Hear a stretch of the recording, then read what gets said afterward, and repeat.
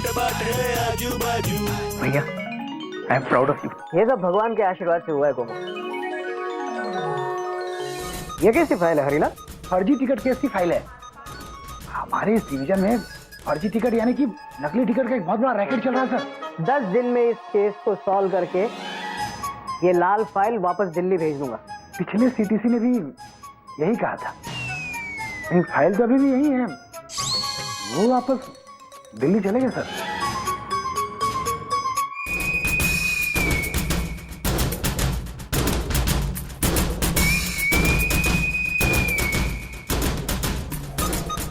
Sir मैंने सारी file सारे रिकॉर्ड चेक कर लिए।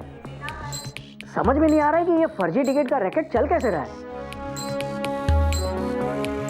You are right absolutely. I promise I will try my best sir. Thank you sir.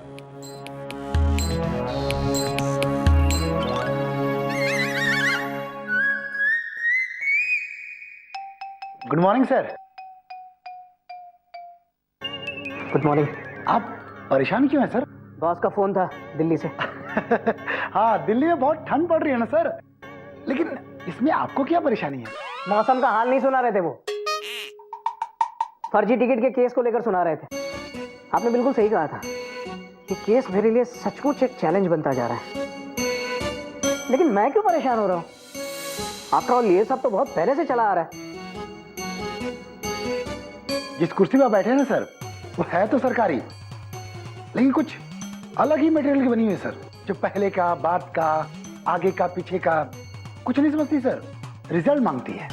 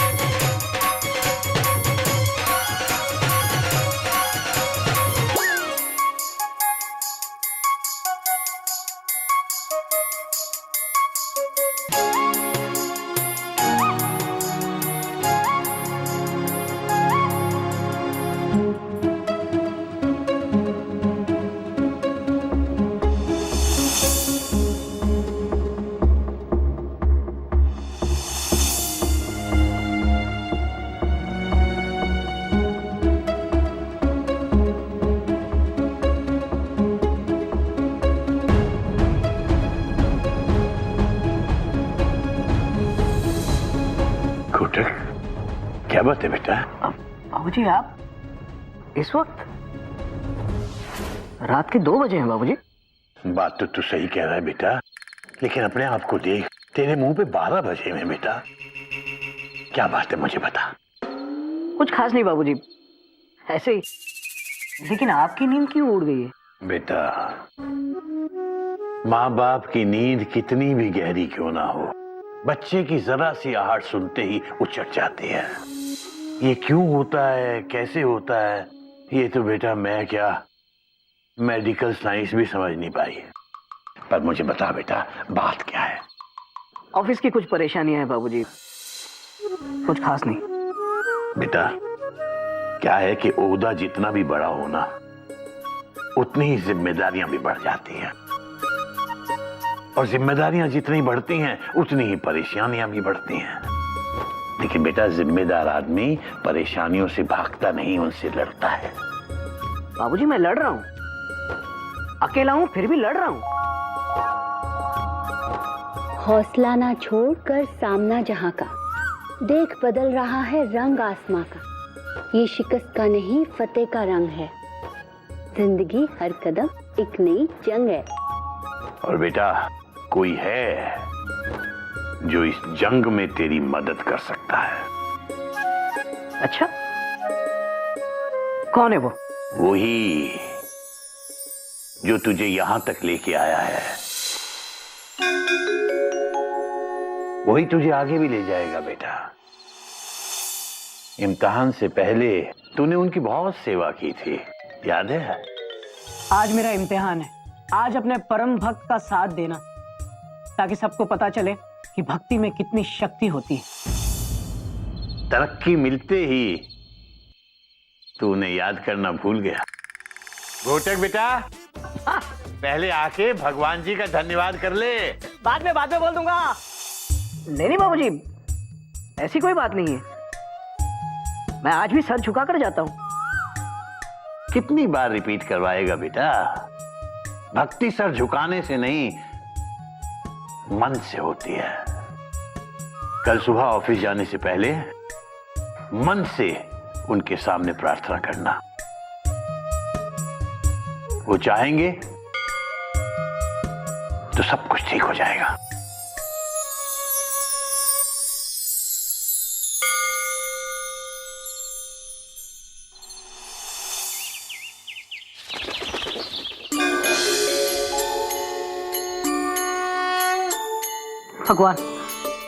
भगवान मेरी हेल्प कीजिए। भगवान मेरे ऑफिस का प्रॉब्लम सॉल्व कर दीजिए प्लीज। मेरी ट्रेन को सही सलामत प्लेटफॉर्म पर लगा दीजिए भगवान, प्लीज प्लीज भगवान।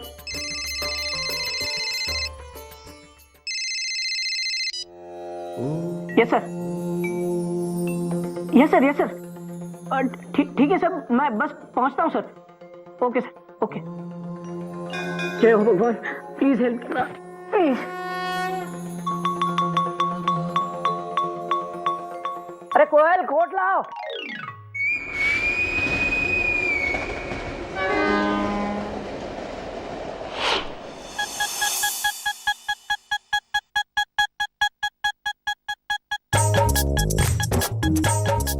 हाँ हरीलाल, आओ। हरीलाल, दिल्ली से बॉस का फोन था।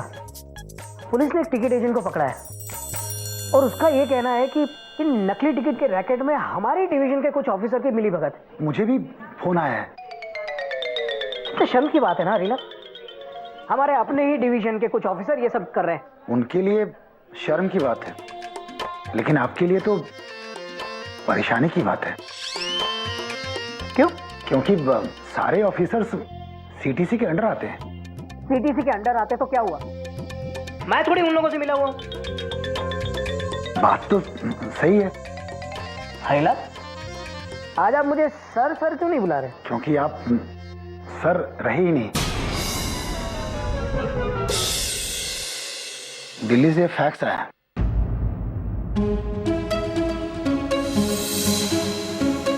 आपको सीटीसी से हटा के टीसी के पोस्ट पे डिमोट कर दिया गया है।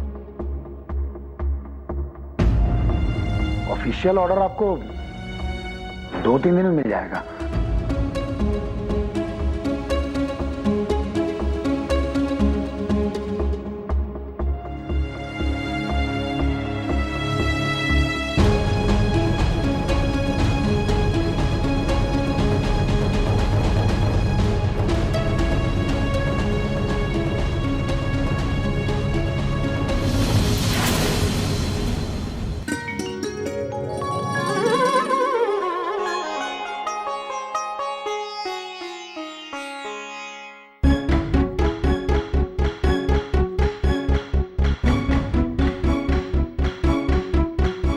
कोयल बेटा, घबरा मत, सब ठीक होगा।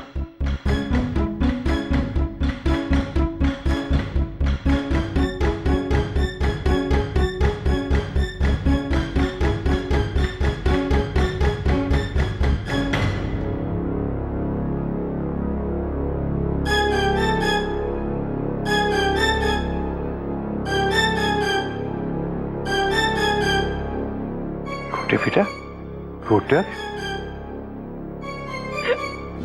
बाबूजी, क्या बात है बेटा? सब ठीक है ना?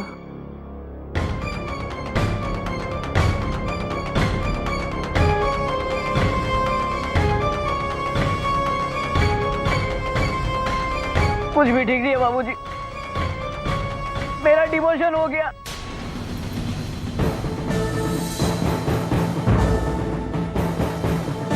मैं फिर से टीसी बन गया बाबूजी।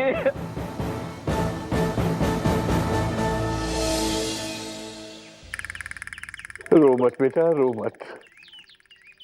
क्यों बाबूजी? आपका कुर्ता गीला हो जाएगा इसलिए? मैं धो दूंगा बाबूजी।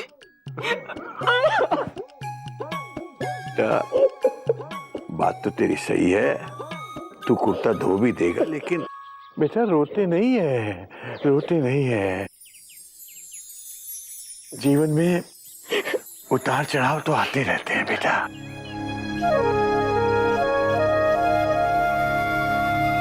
शायद भगवान की यही मर्जी थी।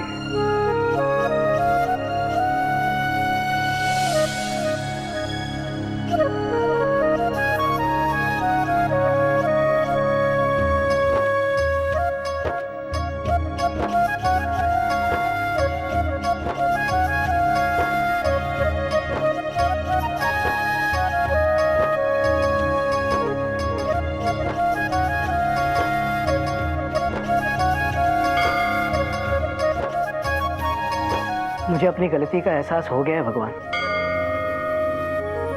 ये दुनिया एक रेलवे स्टेशन है और आप उस स्टेशन के टीसी। आपका ओहदा, आपकी पोजीशन संसार में सबसे बड़ी है। छोटे तो हम जैसे इंसान हैं, जो मुश्किल होती है तो आपको याद करते हैं और अपना काम निकल जाने के बाद आपको भूल जाते हैं। अरे दुख हो या सुख, इंसान को आपका सुमिरन करते रहना चाहिए।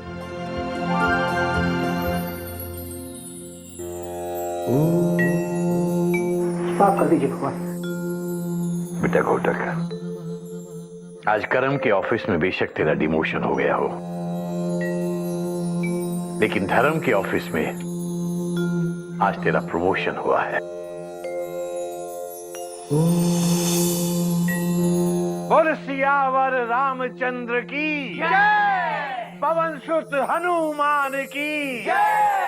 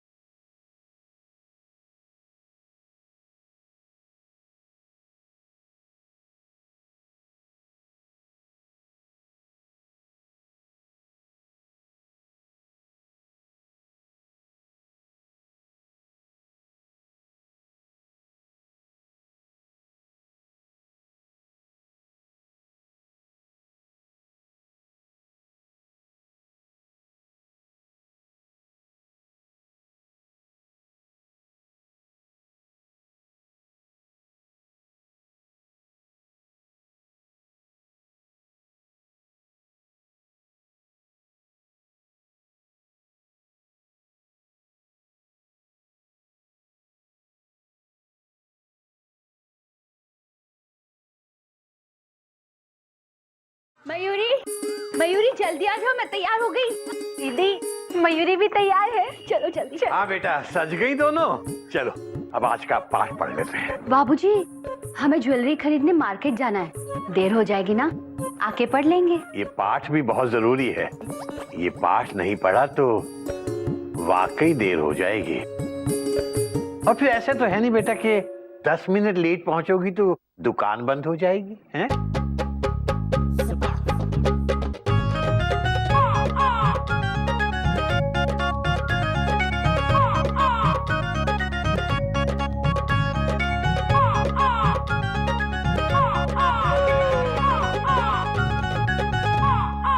हाँ बेटा, तो आज का पाठ है जेवर उधार ना लो वरना पछताओगे। बाबूजी, हम पैसे उधार ले लेंगे, फिर उनसे जेवर बनवाएंगे, इससे हम नहीं पछताएंगे।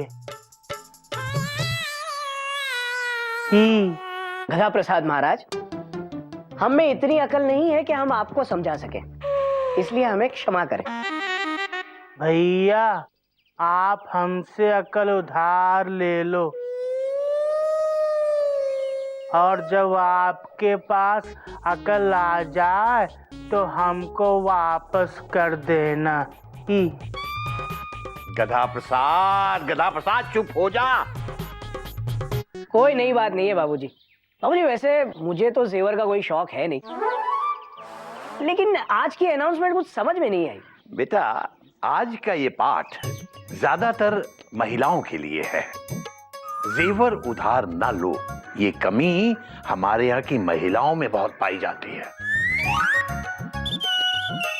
और इसीलिए मैंने इन लोगों को आज बुलाया भी है। सुन रहे हो बेटा कोयल, मयूरी, ये आज का पाठ खास तुम लोगों के लिए है। बाबूजी, लगता है हम समझ गए हैं, क्योंकि हम उधार लेने नहीं, हम तो खरीदने जा रहे हैं। लेकिन बेटा, आज ऐसी कौन सी खास बात है कि तुम्हें जेवर खरीदने पड़ेंगे? बाबूजी, मेरी दूर की मासी की करीबी रिश्तेदार की बेटी की शादी है। ओ, फिर तो जरूरी है ना, ये तो बहुत ही करीबी रिश्तेदार है। और बाबूजी, मेरी बचपन की सहेली की गोद भराई है, और इस मौके पे जेवर तो बनता है ना। बात तो तेरी सही है, बनता है। क्या ऐसी कोई कहावत नहीं है कि जेवर खरीदोगे तो पछताओगे? क्या है ना कि आजकल जमाना बहुत खराब है बाबूजी, आए दिन चोरियां होती रहती हैं। अब ये लोग जेवर खरीदेंगे तो चोरी हो जाएंगे, फिर तो पछताएंगे ही ना। बात तो तेरी सही है बेटा। कुछ भी, ऐसी कोई कहावत नहीं है। अगर होती तो आप नहीं कहते। दादाजी, उधार का मतलब क्या है? बेटा, उधार मतलब जैसे कि कोई चीज आपके पास नहीं है और आपको उसकी जरूरत है, तो आप उसे किसी दूसरे से मांग लेते हैं और काम अपना हो जाने के बाद उसे दूसरे को वापस कर देते हैं, तो ये हुआ उधार लेना। लेकिन बेटा, उधार लेना कोई अच्छी बात नहीं है। एक तो उधार लेने के लिए आपको अपना आत्मसम्मान गंवाना पड़ता है, इसलिए जहां तक हो सके उधार से दूर रहो। और ये भी हो सकता है कि उधार लेने वाले को बाद में पछताना पड़े। इसका मतलब बाबूजी, उधार देने वाले को भी पछताना पड़ सकता है। हाँ बेटा, बात तो तेरी भी सही है। घोटक भैया, हम आपको अपनी अकल उधार नहीं देंगे, वरना हम पछताएंगे। बाबूजी ये देखिए। गदा प्रसाद, चुप हो जा, एकदम चुप। मुंह पे ताला लगा ले।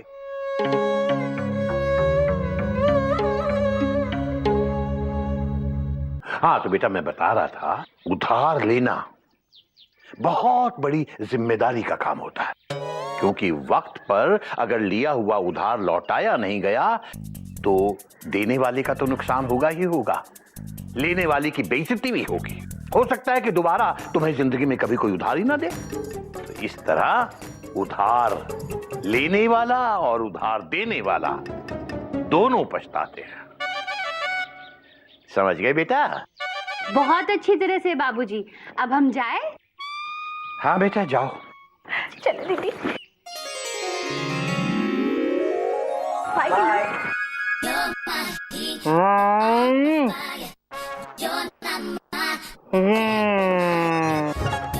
अबे ये चाबी मैं अपने पास रख लेता हूँ, हैं? जब जरूरत होगी मुझसे मांग लेना। सोना तो नहीं खरीद पाए, चलो कुछ सब्जी ले लेते हैं। कैसा दिया पालक? 5 रुपए घुंडी। दीदी, सोने का दाम इतना बढ़ गया है कि खरीदने के बारे में सोच ही नहीं सकते। क्यों? सोच सकते हैं, सिर्फ खरीद नहीं सकते, सोच के ही काम चलाना होगा। हाँ भाभी, इतनी महंगाई में हम जैसे लोग और कर भी क्या सकते हैं। ठीक है, आप अपना काम कीजिए।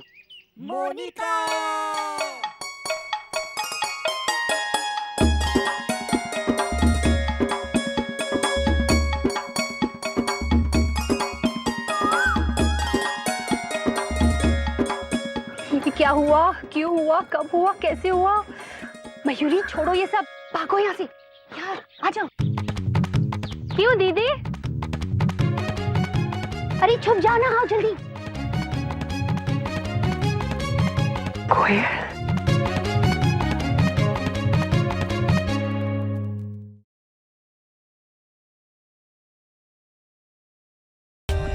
For more updates, subscribe to our channel, click the show links and enjoy watching the videos.